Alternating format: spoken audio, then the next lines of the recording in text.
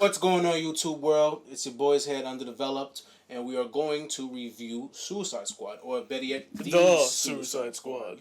Okay, so Suicide Squad is directed by James Gunn, who also, as you know, did Guardians of the Galaxy, and that's like a kind of like a team of outcasts. Yeah, like it's a team of merry misfits. Yeah, so it seemed like this is his niche of superhero films to do. So, I mean, it definitely works. And this movie definitely had a much more colorful tone. Than the dark tone that they were trying to go for in the earlier parts of the DCU. At this point, they're doing so much movies out of whack. Everything's like the whole foundation is like just crumbling. The plot of this movie is basically the Suicide Squad, now led by Bloodsport instead of Will Smith, because I guess he is scheduled fit to work in this one. He probably just didn't want to go ball again. He and pretty much a whole new team with the exceptions of like Harley Quinn and Flag. We have new additions like Ratcatcher, Polka Dot Man, but also have King Shark. And we had a whole bunch of other new characters. Oh yeah, Captain Boomerang, but he got killed off very, very early. Spoiler alert. You know those big trailers that introduced like a ton of characters? All of them got destroyed in the opening scene. I mean, we had extra scenes because it was like a little butterfly effect thing where you showed them, but they went like a couple days earlier.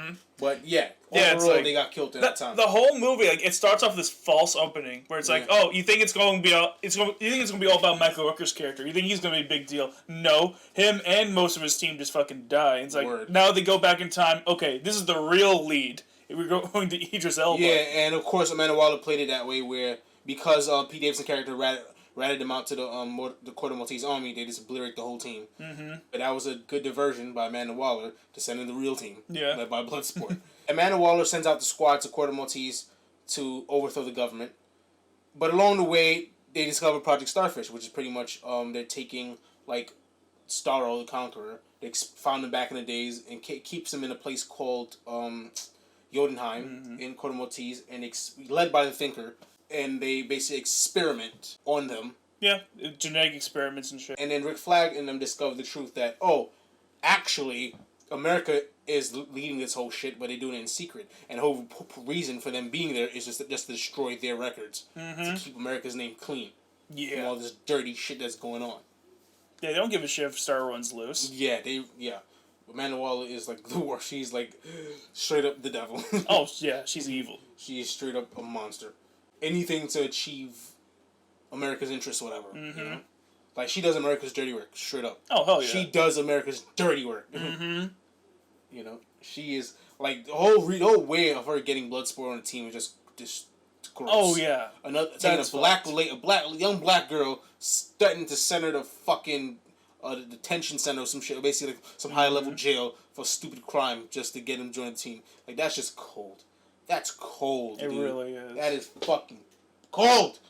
And of course, Peacemaker, his goal is to achieve peace at all costs. So of course, that's Amanda Waller's ace in the hole. This movie is insane. It's over the top, comedic, nuts, so unrealistic, so over the top, so cartoonish. But then it has these grounded moments. So to me, I like that. I like the fact that they had a fine line in between. Yes, they actually did it well. Like, it's very easy to really fuck that balance up. Yeah, and James Gunn did a great job. Keeping them in balance. To me, they had a comedy and crazy shit and over the top murder and guts and brain matter and all types of shit in the opening. But then as the story progresses and they discover the secrets and the truth, it kind of got more geopolitical and kind of got truthful and kind of got grounded. I love the scene with Peacemaker and Bloodsport just killing the entire army, which was supposed to be on their side, but they didn't realize at the time. And it was just kind of like a one up on like who can murder people in the most cleverest way. To me, that was just funny. Like, I feel like this is just way better than the first one in every conceivable way. In every way, because the first one was trying to be dark, but it also had a lot of comedy in it, even more so than the other movies. Yeah, it did, but it didn't handle that balance well. Yeah, and at that point, when we released the movie, I mean, they didn't even establish all these characters beforehand, so it feels like we're in a universe. A lot of shit happened already that we didn't see. I mean, where all these Killer Croc, Diablo come from? What's metahumans now? You know what I mean? Like. Yeah, and on top of all that, like, one thing that really bugged me with that movie was the dialogue. Like, the dialogue here is way better, and here we actually feel like these are some evil, violent people, and we don't have to keep being reminded of it every time. Like, the first one, we're like, oh, we're the bad guys. We're the bad guys, remember? Like, them how they said that in the fucking, I mean, really, dude? They say that so often in the first one. Really? This movie definitely had, like, all better characters. And all of them meshed in a good way. a lot of nuance with these characters, a lot of contrast, Yeah. and it blended well. Yeah, and like I like how like the main cast was like a little like I like how we actually had more time to get with individual members of the main cast. But I feel like with the first movie, like there were a lot of characters that barely get any screen time. Yeah. We didn't really get the sense of who they were for the most part. Mm-hmm. Even like again, like as I said before, it was poorly paced. Here we start off with a smaller group, and then we add on to pre-established characters later with Flag and Harley. And I think that's a much better way because starting off with a smaller group, it gives more time for each character to shine. That's why we're doing. And they killed off a lot of characters, like in the most anticlimactic way, especially Polka Dot Man. The most, and Michael and all these. Well, nah, Michael Rooker actually had a good death actually. But even so, like they just had like a. They just like these characters that already like Polka Dot Man has been established in the movie. We got a lot of backstory, and he actually got some semblance of like closure in his life and sense of moving forward and his perspective. And right when that happens, Starro smashes him, and I'm like, oh, this movie is savage. And I love that because it's like no holds bars. Like you don't know what to expect, and I like that. You know? Yeah, it's like the only character in this movie that you know is safe is Harley. Yeah, and I like that. And Bill's Harley's popular, but anyways, because something that builds the suspense and tension, you know what I mean? Yeah. Like, and it makes things more interesting because I'm like, well, who's next? You know what I mean? Are they gonna go like, far? How far are they gonna take it? Yeah, even pre-established characters like Boomerang and Flag are not safe. And I was shy. Flag got killed, and Boomerang, that was crazy. You know what I mean? I'm like, I was surprised Boomer died that early.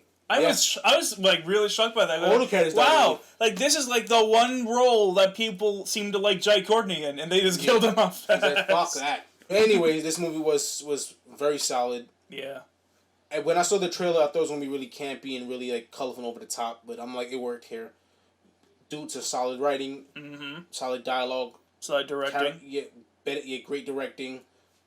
You know, meshing all these characters together, these colliding personalities, and really, and what made this good too, because all these, especially Peacemaker and Bloodsport, they don't mind killing a motherfucker.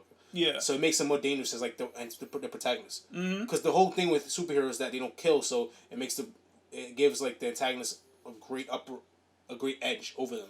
Or at least it would if Batman didn't kill in these movies. Yeah, but doing that makes them a lot more dangerous and fearful. Yeah, for everything.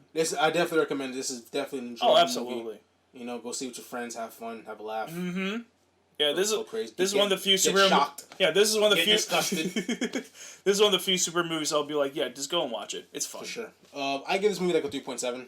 I guess I would have to give it like 3.7, 3.8, somewhere around there. And any final thoughts to go along with that score? Yes, I do appreciate the beautiful irony that what's his fucking face? Peter Capaldi, who plays the Thinker, is playing a guy who's basically doing eugenics or genetic manipulation and shit. Even though before this, he's more well known for playing the Doctor in Doctor Who, whose main antagonist was mostly about that kind of crap. So to see him play the opposite side of the coin, that's just really funny. Probably was intentional. This is our review to the Suicide Squad. Enjoy this movie. Watch it. It's on HBO Max and it's still in theaters. Yeah, it is. This is fresh and new. So watch it. Make sure to follow us on social media, like and subscribe, and we'll be seeing all of you the next time around. Peace out, y'all. Deuces. Yes, sir. America. Hold on, last thing. Okay. I love peace. I'll do anything for peace. I'll kill man, woman, and child for peace. Yo, I heard that John Cena actually said that being booed as a wrestler actually prepared him for that role. You're supposed to be decisive. And I've decided that you should eat a big bag of dicks. How's that? You're being facetious. But if this whole beach was completely covered in dicks, and somebody said I'd eat every dick until the beach was clean for liberty, I would say no problemo. Why would someone put penises all over the beach?